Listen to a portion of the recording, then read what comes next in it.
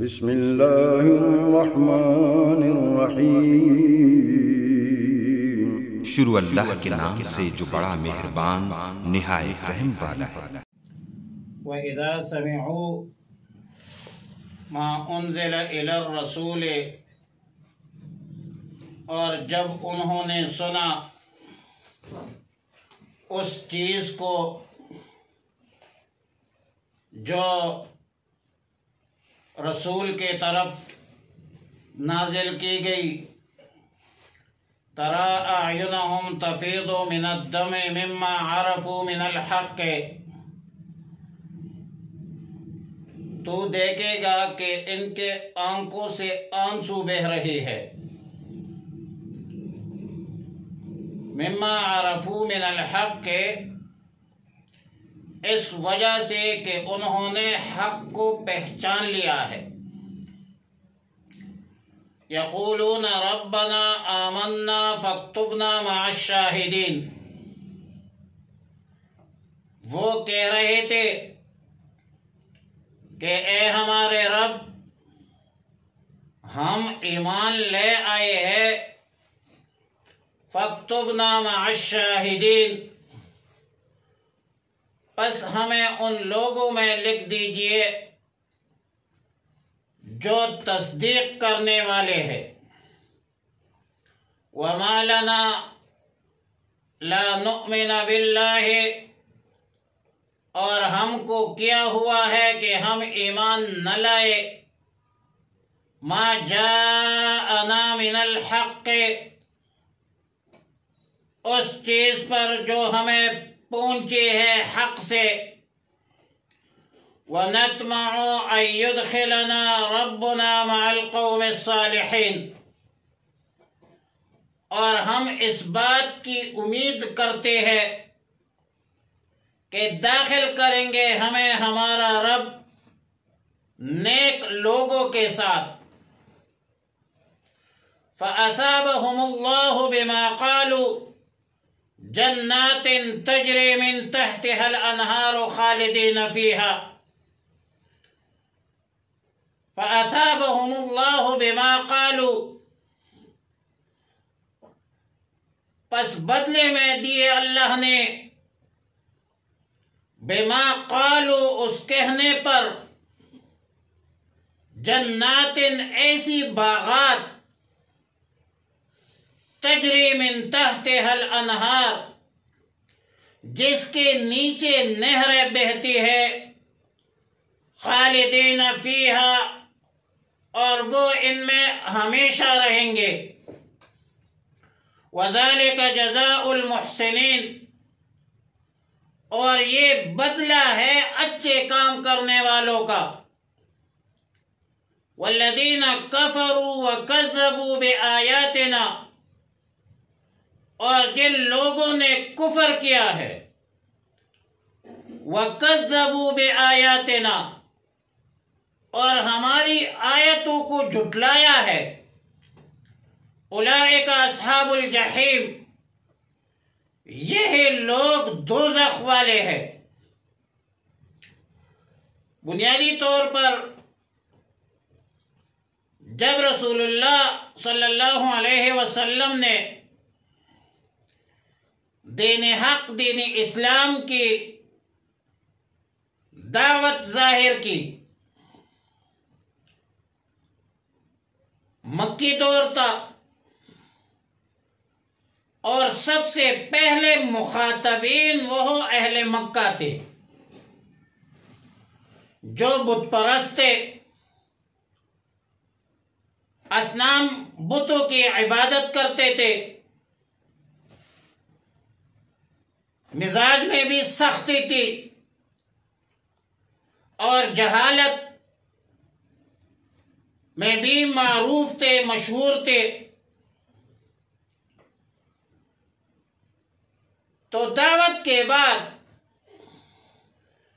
کفار مکہ دشمنی پر اتر آئے، رسول اللہ صلی اللہ علیہ وسلم اور صحابہ کرام رضوان اللہ تعالی علیہم اجمعین کو طرح طرح اذیتیں دیتے تھے، ستاتے تھے، اور جو لوگ اسلام قبول کر لیتے ان کو مارتے تھے، پیٹتے تھے۔ تو اس وقت بہت سارے صحابہ کرام رضوان اللہ تعالی علیہم اجمعین نے حبشہ کی طرف ہجرت کیا۔ قریبی ملک، پرامن ملک اس وقت حبشہ تھی، جہاں ایمان محفوظ رکھنے کا امکان زیادہ تھا۔ اور جب یہ حضرات حبشہ پہنچے تو اہل مکہ نے بھی ان کا پیچھا کیا اور شاہ حبشہ کو شکایات کی انبار لگا دی۔ پھر ان مہاجرین میں رسول اللہ صلی اللہ علیہ وسلم کا چچا زاد بھائی سیدنا جعفر ابن ابی طالب رضی اللہ تعالیٰ عنہ بھی شامل تھا، جو سیدنا علی المرتضی رضی اللہ تعالیٰ عنہ کے بھائی تھے۔ اور یہ حضرات کافی عرصہ، کئی سال امن و امان کے ساتھ رہے۔ اور جب حضرت جعفر رضی اللہ تعالی عنہ نے رسول اللہ صلی اللہ علیہ وسلم کی خدمت میں حاضری کا ارادہ کیا، جو اسماعتا نجاشی بادشاہ شاہ حبشہ، اس نے وفد ایک بھیجی جس میں اس کا بیٹا بھی شامل تھا، اور یہ وفد شاہ حبشہ کی تقریباً 60 افراد پر مشتمل تھی۔ اور نجاشی بادشاہ نے رسول اللہ صلی اللہ علیہ وسلم کی خدمت اقدس میں ایک تحریر بھی لکھی، اور لکھا تھا کہ یا رسول اللہ صلی اللہ علیہ وسلم، میں گواہی دیتا ہوں کہ آپ اللہ کے سچے رسول ہیں، اور میں نے آپ کے چچا زاد بھائی حضرت جعفر رضی اللہ تعالی عنہ کے ہاتھ پر بیعت بھی کر لی۔ میں نے اللہ تعالی کی اطاعت قبول کی، اور میں اپنے بیٹے کو بھیج رہا ہوں، اور اگر آپ کا فرمان ہوا، حکم ہوا، تو میں خود بھی حاضر ہو جاؤں گا۔ والسلام علیکہ یا رسول اللہ، آخر میں یہ لکھا۔ لیکن نجاشی کا بھیجا ہوا وفد کشتی میں سوار تھی کہ کشتی الٹ گئی، اور یہ سارے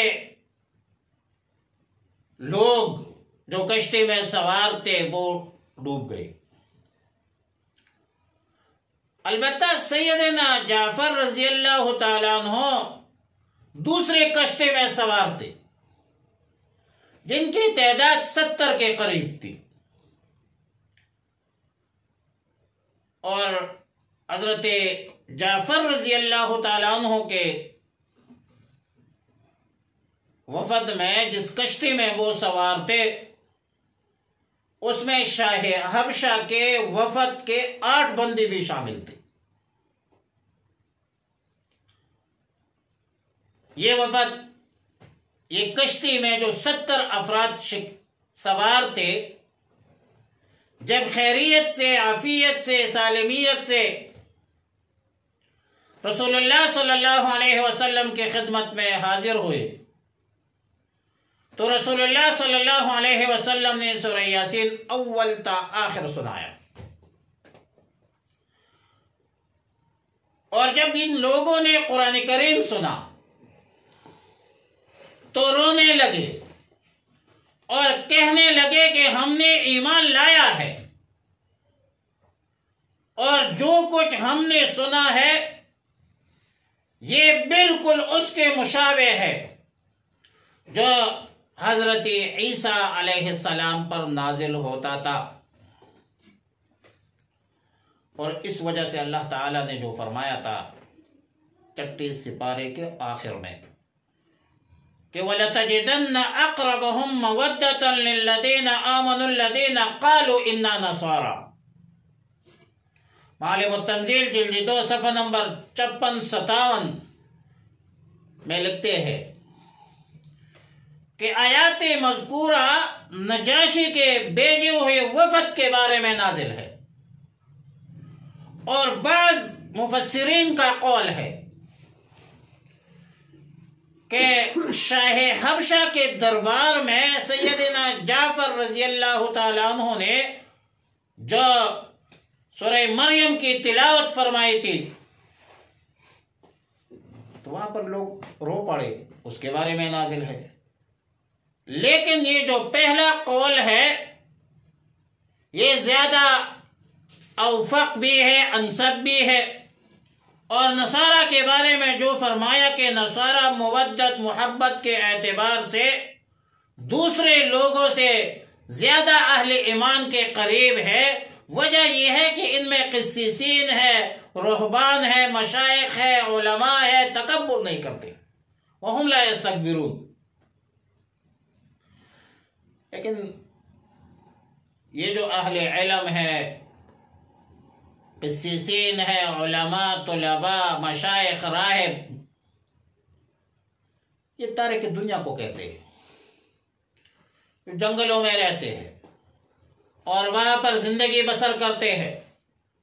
اب یہ جو موجودہ نصارہ ہے، عیسائی ہے، نہ یہ قسیسین ہے اور نہ رہبان ہے، نہ ان میں تواضع ہے۔ یہ جو آج کل پادری بنے ہوئے ہیں، یہ لوگ حکومتوں کے پابند ہوتے ہیں، ان کے کارندے ہوتے ہیں، حق بیان کرنے سے ڈرتے ہیں، یہ بے دین بے مذہب لوگوں کے اشاروں پر چلتے ہیں، بلکہ موجودہ حالات میں یہ پادری طبقہ مسلمانوں کے خلاف، امت مسلمہ کے خلاف، مسلم ریاستوں کے خلاف باقاعدہ تدابیر کرتے ہیں، تدبیریں کرتے ہیں، اور ان عالمی طاغوتی سامراجی طاقتوں کے تمام تر خرابیوں میں ملوث ہوتے ہیں، شریک ہوتے ہیں۔ مسلمانوں کے خلاف کسی قسم کی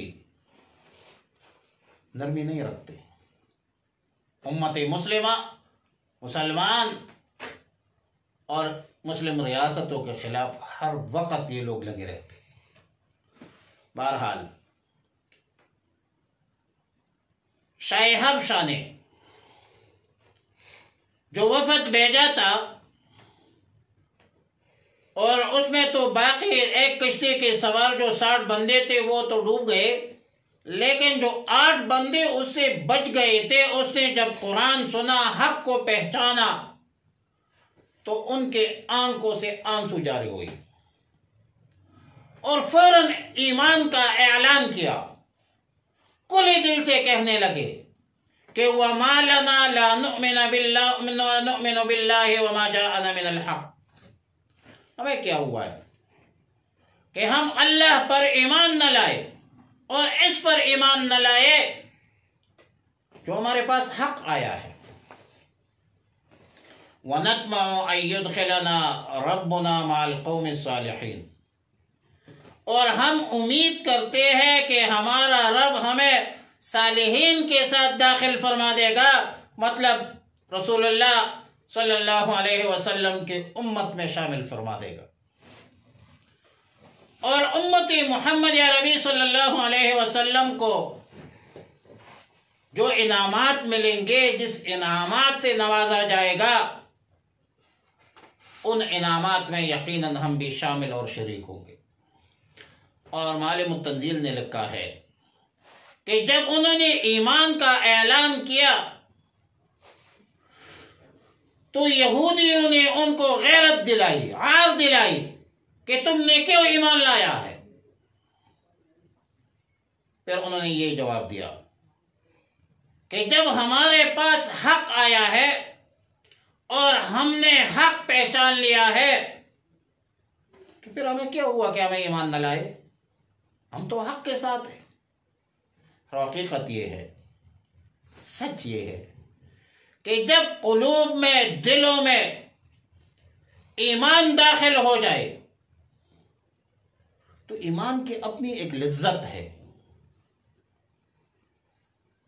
ایمان کی اپنی ایک طاقت ہے، اور ایمان بہت بڑی قوت ہے۔ دنیائے عالم کی کوئی طاقت آپ کو خلاف ایمان امور پر آمادہ کر نہیں سکتے اگر آپ کے اندر ایمان ہے۔ کسی کے عار غیرت سے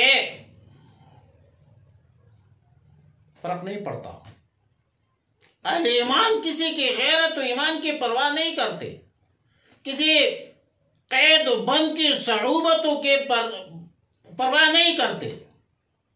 وہ مدنی صاحب نے کہا تھا، مصائب میں الجھ کر مسکرانا میری فطرت ہے، جسے مرنا نہیں آتا اسے جینا نہیں آتا۔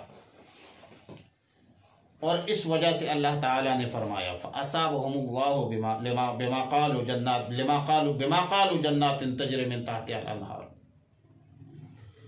پس اللہ تعالیٰ نے انہیں کے قول کی وجہ سے ان کو ایسے اخروی کامیابی عطا فرمائی، ایسی باغات عنایت فرمائیں گے جس کے نیچے نہریں جاری ہوں گی اور اس میں ہمیشہ کے لیے رہیں گے۔ اخروی کامیابی ایمان کی بدولت ملتی ہے بھائی، قبر حشر کی کامیابی ایمان کی بدولت ملتی ہے۔ وَذَلِكَ جَزَاءُ الْمُحْسِنِينَ، اور یہ بدلہ ہے اچھے کام کرنے والوں کا۔ ایمان خود ایک میزان ہے، ایک معیار ہے غیرت کا۔ وہی غیرت تو ایمان تولتا ہے۔ ایمان بہت بڑی نعمت ہے، بہت بڑی طاقت ہے۔ بل اللہ یمن علیکم ان ہداکم للایمان، اور اس ایمان کے مقابلے میں کفر ہے۔ جن لوگوں نے کفر کیا، ہمارے آیتوں کو جھٹلایا، قرآن کو جھٹلایا، وہ لوگ جہنم میں جائیں گے۔ والذین کفروا وکذبوا بآیاتنا اولئک اصحاب الجحیم۔ تو دنیا اور آخرت کی کامیابی، عزت کی زندگی وہ ایمان میں ہے، کفر میں نہیں ہے۔